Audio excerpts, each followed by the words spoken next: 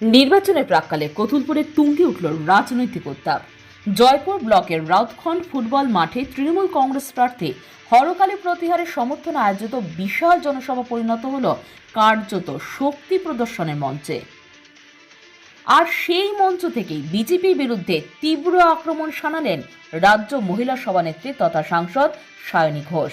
ঝাঁঝালো ভাষণে সায়নী ঘোষ বলেন, বিজেপি নেতারা ভোট চাইতে এলে আগে অন্নপূর্ণা ভাণ্ডারে ১,৫০০ টাকা অ্যাডভান্স নিন, তারপর ভোটের দিন পাঁঠার মাংস মাছ খেয়ে নিশ্চিন্তে ঘুমিয়ে পড়ে জোড়া ফুলে ভোট দিন।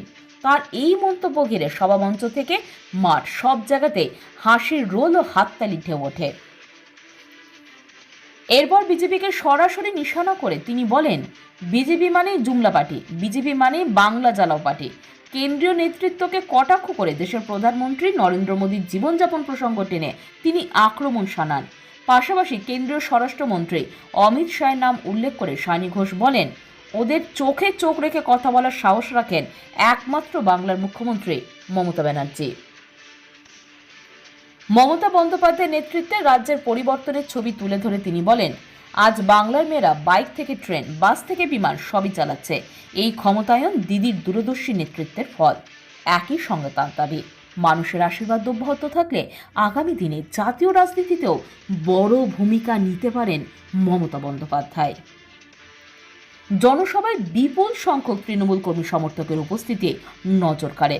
রাজনৈতিক মহলের মতে এই সভার মাধ্যমে কতুলপুরে তৃণমূল তাদের বার্তা স্পষ্ট করেছে, আক্রমণাত্মক প্রচারেই এগোতে চায় তারা।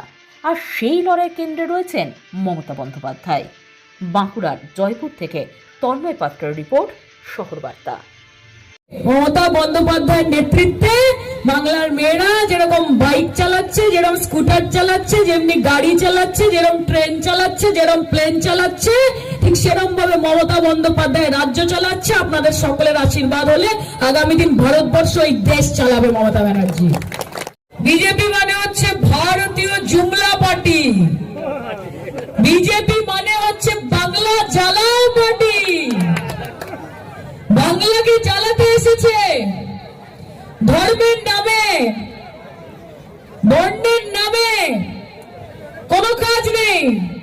শুধু হিন্দু মুসলমান, ইন্ডিয়া পাকিস্তান, শ্মশান কবরস্থান, এইসব ছাড়া মুখে কোনো কথা নেই। আপনি বলুন যে নরেন্দ্র মোদীজি, আপনি বলেছিলেন বছরে 2 কোটি বেকারকে চাকরি দেব। 12 বছর ধরে সরকারে আছেন, 12 দুগুণে 24 কোটি চাকরি। যেটা ঠিক বলেছি না ভুল?